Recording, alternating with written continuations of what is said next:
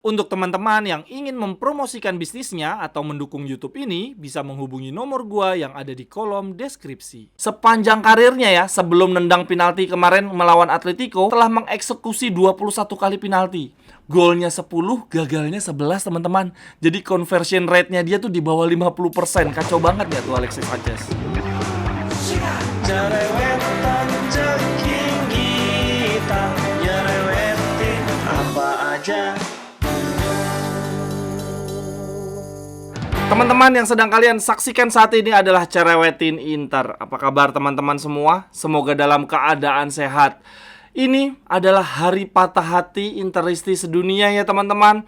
Akhirnya usai sudah perjalanan kita di Liga Champions musim ini, terhitung berhenti terlalu cepat nih, terlalu dini, cuma di 16 besar. Mengingat di musim lalu kita berhasil mencapai fase final Liga Champions. Sebetulnya ya teman-teman, menurut gua penampilan kita di leg kedua melawan Atletico nggak buruk-buruk banget. Terlebih di babak pertama penilaian gua Inter tampil nyaris sempurna. Lini belakang kita solid banget, lini tengah kita juga disiplin, lini depan juga sering banget melakukan pergerakan serangan balik cepat yang berbahaya. Dan bahkan di pertandingan ini ya, di babak pertama kita bisa unggul lebih dulu melalui gol Di Marco, berawal dari umpan terobosan Bastoni ke Barella, lalu Barella memberikan umpan pendek manis yang diselesaikan dengan kaki kanan oleh Di Marco. Ya walaupun tidak lama kemudian ya, 2 menit berselang dari gol Di Marco, Atletico mampu menyamakan kedudukan melalui Griezmann. Ini ya golnya Griezmann, ini adalah gol yang seharusnya sangat amat bisa kita hindari. Gol balasan dari Atletico terjadi karena ada kesalahan dari Pavard dan Bastoni ya dalam mengantisipasi bola liar di kotak penalti. Dan selain itu teman-teman, di babak pertama kita juga sempat ada momen ya one on one Dumfries dan Oblak dari sudut sempit. Sayangnya tendangan keras dari Dumfries 2 kali loh tuh, back to back masih bisa diantisipasi dengan baik oleh kiper Atletico tersebut. Dan akhirnya babak pertama berakhir dengan kedudukan imbang ya, 1-1. Yang sebetulnya menurut gue ini adalah keuntungan tersendiri bagi Inter, mampu menahan tuan rumah Atletico ya selama setengah pertandingan dalam kedudukan imbang. Gue berpikir, wah ini adalah suntikan moral nih bagi para pemain Inter di babak kedua. Akan semakin solid, akan semakin gigih mempertahankan kedudukan. Ternyata yang terjadi di babak kedua justru sebaliknya ya. Kita bermain dengan sangat amat buruk. Kita tidak bisa keluar dari tekanan Atletico. Benar-benar dikurung habis-habisan. Ya walaupun kita juga sesekali masih bisa memberikan perlawanan ya melalui serangan balik cepat. Kita punya 2 momen peluang emas ya, Barella dan Marcus Thuram one on one lagi dan lagi dengan Oblak, tetapi tendangannya masih ngawur. Dan akhirnya benar-benar kejadian, gol Atletico tinggal menunggu waktu saja karena mereka benar-benar menekan kita dari menit ke menit. Gol dari penyerang Belanda ya, Memphis Depay memaksa pertandingan harus berlanjut ke extra time. Di babak extra time 2 kali 15 menit, Atletico terlihat sudah kehabisan tenaga teman-teman, sudah kehabisan nafas, mereka tidak lagi mampu menguasai jalannya pertandingan.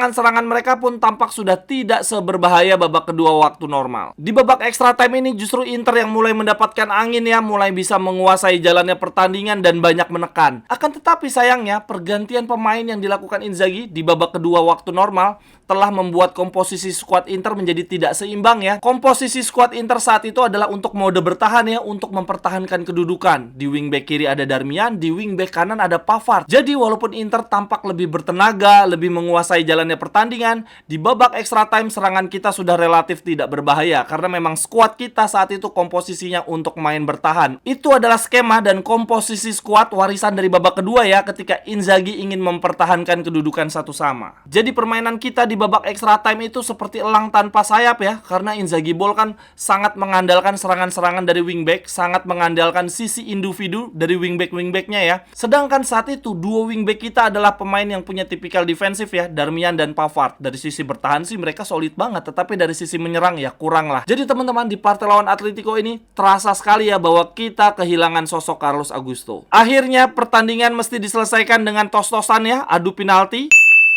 Teman-teman yang ingin membeli jersey Inter, jersey home, away, jersey ketiga, atau bahkan jersey transformer dengan harga terjangkau dan sekaligus turut membantu mengembangkan, mendukung YouTube Cerewetin Inter, silakan membeli di akun Tokopedia dan Shopee gue ya. Jersey-nya bisa custom nama dan juga nomor punggung, atau kalau teman-teman mencari jersey Inter di tahun-tahun lawas dan juga jersey klub-klub lainnya, bisa juga. Silakan langsung aja ya, cek kolom deskripsi, di situ ada link untuk pembelian jersey dan juga kontak gue. Terima kasih.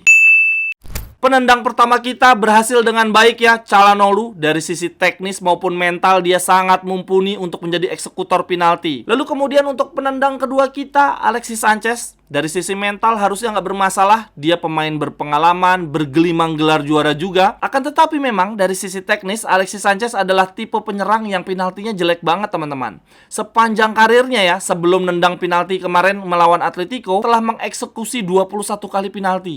Golnya 10, gagalnya 11 teman-teman. Jadi conversion rate-nya dia tuh di bawah 50%. Kacau banget nggak tuh Alexis Sanchez? Jadi memang kegagalan Alexis Sanchez dalam mengeksekusi penalti harusnya tidak membuat kita kaget-kaget banget. Lalu kemudian penendang ketiga kita, Claessens teman-teman. Buset deh, itu ketika ancang-ancang aja udah kelihatan ya, mukanya kayak sembelit, gugup banget anjir. Kalau menurut gua, kegagalan Claessens mengeksekusi penalti lebih karena urusan mental. Lalu kemudian penendang kita berikutnya, Acerbi. Back berusia 102 tahun, tendangannya malah mulus, tekniknya bagus, kemudian mentalitasnya juga kuat. Lalu kemudian tendangan kita yang terakhir diambil oleh salah satu penyerang terbaik di dunia saat ini, menjuarai Piala Dunia, top skor sementara Serie A, sekaligus kapten kesebelasan Inter di musim ini. Tetapi memang sayangnya ya, ini anomali banget. Lautaro Martinez sangat amat buruk dalam mengeksekusi penalti. Sebetulnya ya teman-teman, Lautaro Martinez itu punya banyak pilihan sasaran loh. Dia bisa nendang ke kiri atas atau kiri bawah,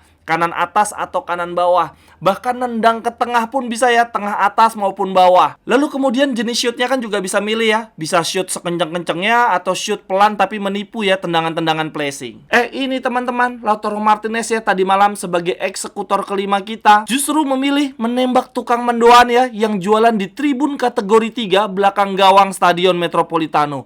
Aduh, ada aja teman-teman tendangan yang sangat amat nggak penting dari kapten kita ya, bahkan mengarah ke gawang pun tidak teman-teman, padahal ini momen yang krusial. Tetapi ya sudahlah ya teman-teman, kekalahan dari Atletico ini bukan berarti musim kita telah berakhir.